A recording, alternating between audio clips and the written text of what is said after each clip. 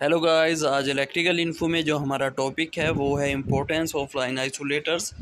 तो उसकी तरफ जाने से पहले मैं बता दूं आइसोलेटर्स होते क्या हैं।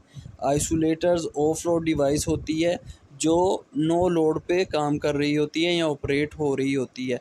अब मैं आपको बता दूं ये काम क्या करती है। तो ये क्या करती है, हमारे इलेक्ट्रिकल सिस्टम को या इलेक्ट्रिकल सिस्टम के पोर्शन को आइसोलेट करने के तौर पे काम कर रही होती है और ये एक स्विच के तौर पर काम कर रही होती है जिसको हम ओपन क्लोज या ऑन ऑफ कर सकते हैं, जिसकी वजह से क्या होगा, जितनी भी इलेक्ट्रिकल पावर होगी वो कट ऑफ हो जाएगी और हम हमारा कोई भी इलेक्ट्रिकल पर्सनल जो है उधर अगर उसने कोई काम करना है तो वो कर सकता है। और इसका फ़ायदा क्या है और हम क्यों यूज़ करते हैं आइसोलेटर्स को।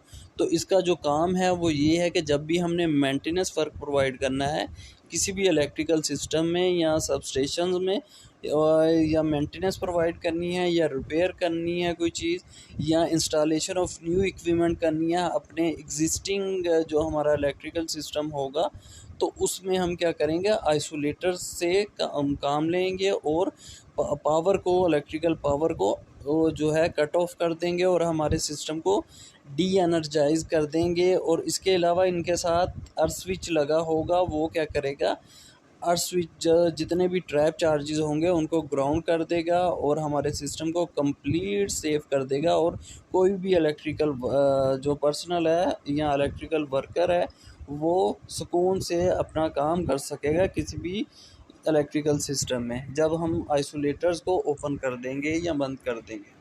तो उसके बाद आ जाता है इम्पोर्टेंस ऑफ लाइन आइसोलेटर के। ये जो हमारे लाइन आइसोलेटर हैं ये क्यों इतने इम्पोर्टेंट होते हैं, क्योंकि डिफरेंट तरह के आइसोलेटर्स होते हैं। इसी तरह पोजीशन के हिसाब से डिफरेंट आइसोलेटर्स होते हैं जिनमें लाइन टाइप आइसोलेटर होते हैं, बस बार टाइप आइसोलेटर्स होते हैं, उसके अलावा ट्रांसफार्मर साइड आइसोलेटर्स होते हैं।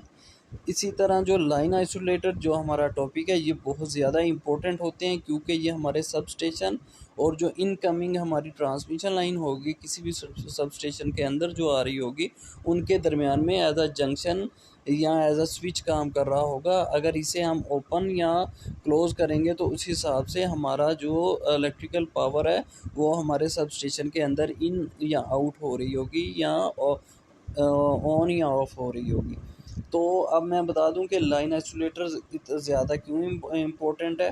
तो लाइन आइसोलेटर इसलिए इम्पोर्टेंट है क्योंकि जब भी हमने अपने सबस्टेशन में सर्किट ब्रेकर को अगर हम ओपन कर दें, ठीक है, तो उससे क्या होगा, सिर्फ हमारा जो सिस्टम है वो जो है ओपन तो हो जाएगा यानी बंद हो जाएगा, लेकिन जो उसके कॉन्टैक्ट होंगे सर्किट ब्रेकर के उन पे पावर आ रही होगी। उसके जो इनकमिंग साइड है या उसके जो टर्मिनल है जहाँ से उसके 3 फेज़ कनेक्शन हुए होते हैं कनेक्टर्स पे, तो उधर जो है पावर आ रही है, लेकिन जो सर्किट ब्रेकर का इंटरनल मैकेनिज़्म है उसने उसे आगे जाने से रोक दिया होता है।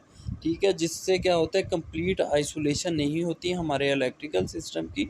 उसके लिए हमें क्या करना पड़ता है, अगर हमने सर्किट ब्रेकर को चेंज करना है या किसी और इक्विपमेंट को करना है तो उसके लिए हमें दिक्कत होगी कि हम किस तरह किसी भी इलेक्ट्रिकल पर्सनल को कह के अपना जो इक्विपमेंट है चेंज कर सकें या उस पर काम कर सकें। तो उसके लिए जो लाइन आइसोलेटर है वो सब इस कंडीशन में आते हैं, उनको हमने पहले से इंस्टॉल किया होता है। उससे क्या होता है, जब लाइन आइसोलेटर को हम पहले सर्किट ब्रेकर को हमने क्या करना है, ओपन कर देना है, जो इलेक्ट्रिकल पावर होगी उधर ब्लॉक हो जाएगी।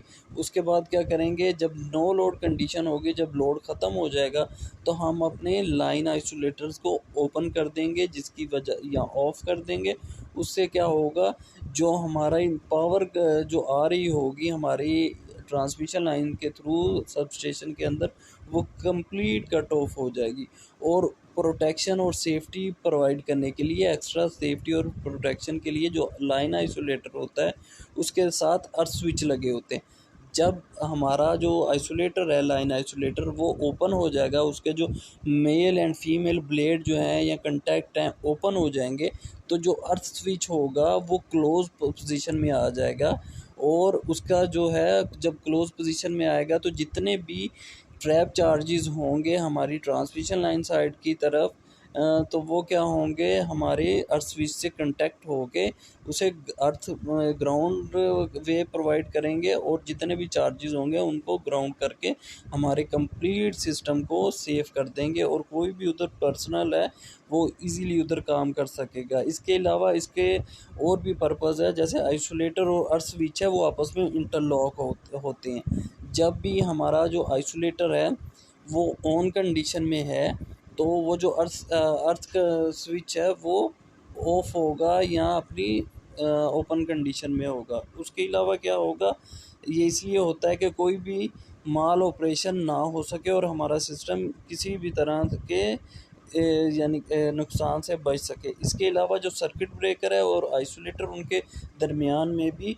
इंटरलॉक्ड होते हैं दोनों। अगर हमारा सर्किट ब्रेकर ओपन होगा तो हम क्या करेंगे, हमारा आइसोलेटर भी ओपन हो सकता है लेकिन उसके बाद। और अगर हमारा जो सर्किट ब्रेकर है क्लोज़ है और हम आइसोलेटर को ओपन करना चाहें तो हमारा कभी भी आइसोलेटर ओपन नहीं होगा, क्योंकि उसे हमने इंटरलॉक किया हुआ है आपस में।